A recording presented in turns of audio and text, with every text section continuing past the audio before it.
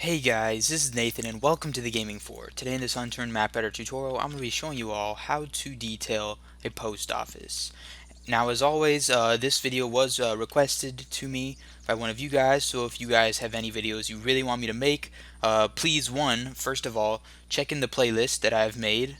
It should just be Unturned Map Editor Tutorials playlist. Make sure I haven't done it already, but if I haven't, please feel free to comment that in the description because I'm always glad to do custom videos for you guys. So anyway, let's get into how to detail the post office. Now this building is pretty small. It's got this front lobby area and a back sort of storage area, and it's got a pretty good opportunity for some sort of backyard, something like that, because there's a really large, abnormally large door back here. So it really sort of points towards having something in the backyard. So I will be doing all of those areas today. Also, you can detail this quite blandly. You don't have to do it really fancily, but today I will be showing you how to do it with a lot of detail because there's a lot you can put into this building to make it kind of special and make it stand out. Whereas usually it's sort of bland and it kind of everybody doesn't really go to it because there's not much good materials inside and stuff like that. So I'll be showing you guys some ways to actually make your post office worth visiting. So let's start with the front lobby. I'm going to start with the register. There is this nice counter here that is set up directly for the register. Obviously have the register facing the right way, and you can try to center it into the middle of this. You're not going to be able to get it perfectly. As you see, it's going to hang over one of the edges. So make your decision on which edge it should hang over and place it down. I'm going to put two down. I'm going to leave enough space to have some good counter room in between them both, and that will definitely work for us. Now behind the counter there's not much room. We could put something here. It would have to be a table or a chair, but even then if you put something right here it's going to block this entryway. So generally you should probably leave this back area empty. In this front area we do have a bit of room though. We've got this wall and this wall. The rest of it we probably don't want to leave open. So what we can do is we can put shelf number 3, wardrobe number 3, wardrobe number 2, or wardrobe number 1. Now I would suggest having the wardrobes in the back. Really, even wardrobe number 1 and number 2 are generally not really used for this. I just had a cool idea with wardrobe number 3 that I will get to. So I'm going to use shelf number 3 just because it is about the best choice for this in terms of my opinion. Of course, guys, this is all opinion based about how it looks. So if you got something you really like going for you, definitely do that. So I'm just going to put 2 of these shelves here. You don't have to put 2, you can put 1 if you want. I'm just trying to fill up the space and make it a little more interesting. And of course I back them up to the wall just so they're touching. Alright, so there's not much more you can do with this area. Something you could do is put books on these shelves. Now that doesn't necessarily make sense because this is a post office and they're not necessarily going to have books. So like if it was a library, definitely have books on every shelf, but since this is not a library or anything like that, feel free to leave those shelves empty. Now one last thing we can do is put a clock, and I would suggest putting a clock here or somewhere on the walls just because why not? It adds a little bit of extra detail. So this is really good for the first part of the building. Now let's move into the back where we get a little more detailed. So mainly what we're going to be doing back here is put a lot of storage shelves and stuff really based around storage. So that's what most of the items up here are for. We have shelf number 2, number 1, and number 3. Those will work pretty well. Shelf number 2 is usually used for a grocery store, but you could use it back here. There's enough room, and I'll be experimenting with how to fit those in. Also, we've got wardrobe number 3. That one. This one is actually kind of not usually used for this, but you could use it for some sort of gun shipment storage. So generally in real life, guns are usually held under lock and key, generally because they're dangerous and stuff like that. So if you had a wardrobe number 3 back there, like maybe 1 or 2 in a corner, that would definitely fit, and it would give you a good opportunity to put gun spawns inside your post office, which would actually make it valuable to visit. So definitely, experiment with placing one of these in there because, that could definitely spruce it up a lot. We also have crate number 1 and number 4, and we've got all the cardboards over here. So now I'm going to get into maybe a bit of a time lapse of me just detailing the back area because you can put a lot of work into it, and I will for this one because it is a pretty small building.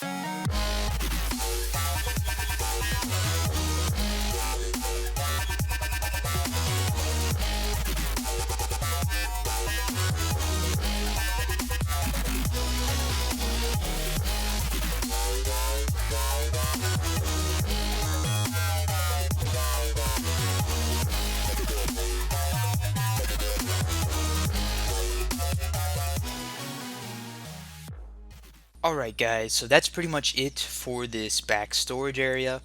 Obviously, as you can see, I've placed quite a lot of shelves down, and here's my sort of reasoning for this. So I was pretty much attempting to fill the space as well as I could. That's generally the main challenge with doing most of these detailings. So the way I did that is I decided I would try to incorporate a shelf number 2, and I made sure I left enough space on either side for it to be really accessible. I had a nice wide passage here and a nice wide passage here. Now the rest of the area I filled with shelf number 1, which tends to be the more classic shelf that's found inside of the post office. Now this is great because I can just put lots of them down. I made sure they're accessible from most of the sides, and as you guys can see, I filled them with cardboard boxes. Now, if you guys wanted to use crates instead of cardboard boxes, you could do that as well. You may have to scale them to get them to fit, but really whatever works for you. Pretty much also over here I had another crate. I'm probably going to be using crates outside in the backyard a little more, but I decided to have at least one crate inside, and I stacked some other cardboard boxes around it just to make it more realistic. Now in terms of this table, I forgot to mention this, but definitely feel free to have some sort of table, maybe at least one, and generally probably a square table inside of your post office. It's kind of realistic just because why would they not have a table inside their building somewhere? And if you really wanted to, you could put like a computer on that table as well. So like maybe I think computer 3 is a laptop. Yeah. So we could have computer 3, or we could have like a full desktop setup as well if we wanted. So, definitely consider having some sort of computer or something like that in the back where they can keep track of, maybe what they have in stock, something like that. Another thing you can do is put a lot more cardboard boxes down. For the sake of the time of this video, I only put this much. There's still quite a lot, but you could fill it up a lot more if you really wanted to. And of course, guys, feel free to mess around with the design. I didn't put any shelf number 3 in here. That was pretty much just my choice of how I wanted to fill the space. Feel free to mess around with any of these configurations and just make sure that there's enough space filled. Make sure that it's not like a completely empty room with nothing in it, because that's just really boring. Alright, so let's move on to the back here. I'm going to be mostly using these crates as I said before, but I probably will use some of those cardboard boxes as I mentioned as well. Oh, something I forgot to do was put a wardrobe number 3.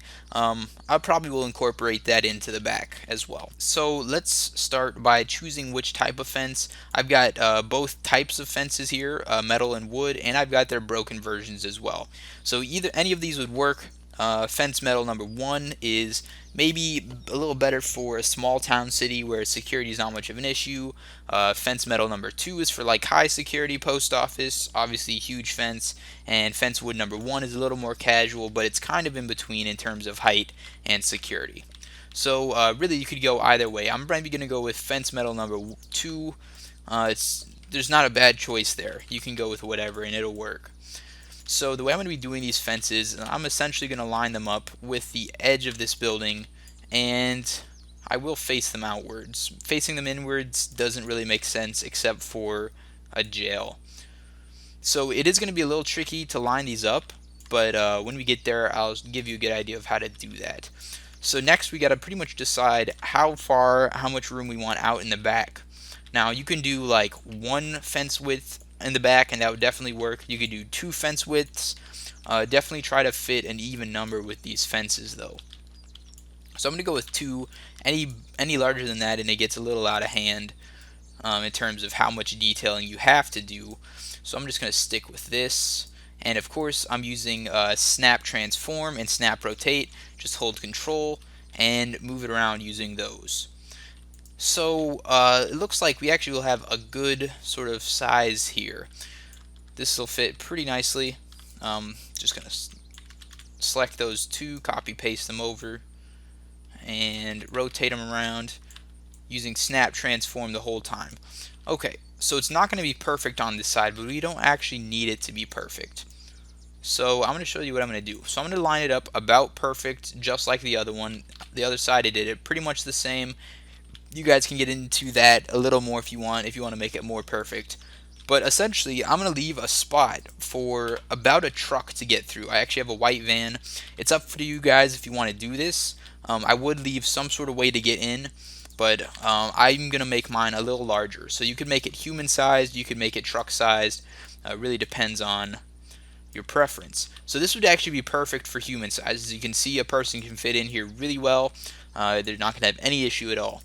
But what I'm going to have to do is make it truck size. So I'm actually going to use the scale tool. Now I would use snap scale, but that actually is a little tricky. I'm just going to do it by hand, and I'm only going to make it smaller by a tiny bit so it's not going to be very noticeable.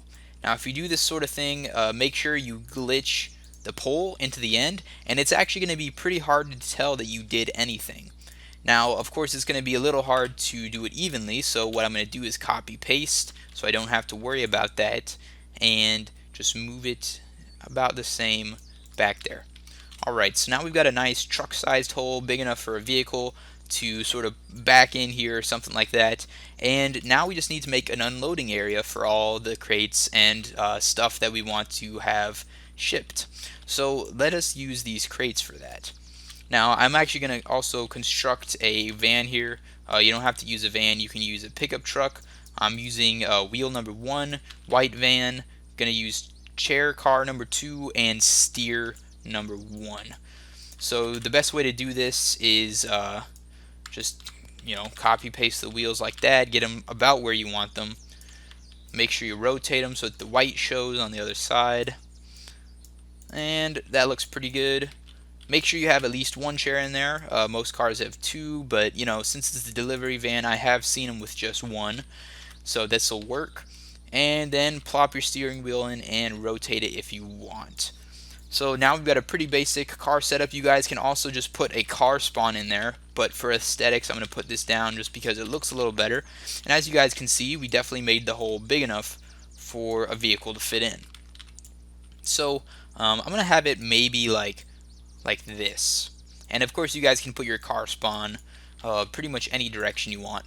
But the reason I do it like this is there's still room to get out, but we do create a little corner here that'll help us detail it a little better. Alright, so for the wide open area over here, I'm going to use these large boxes. The reason is they just fill up a lot more space, and I will sort of make a nice sort of pyramid sort of type pile, and this will help also players get out over the fence if they really need to. So I'm also going to be rotating these a little bit just to make it seem a little more realistic. That's something I like to do, is make sure you rotate them, have nothing at a perfect angle, because it looks too set up, a little bit fake. So if that's your thing, definitely do that. I'm also going to stack these smaller boxes on top. It's really nice doing this just because they're really easy to stack on top and they fit nicely, and of course you can rotate them as well. So I'm going to spend a little time sort of detailing the back using this sort of theory, scattering boxes around and making little piles, and I'll get back to you.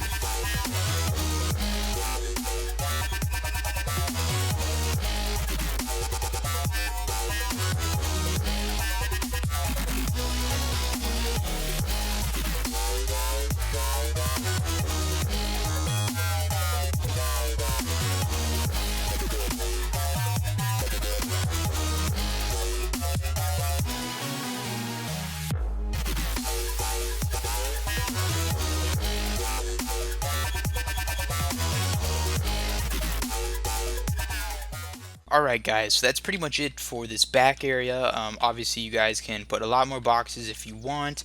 You don't have to put this many, and you can make it smaller if you want. Also something I did is make sure I put a box inside the van. If you do your car spawn you won't be able to do that, but if you do happen to go with the van object you can do that if you want.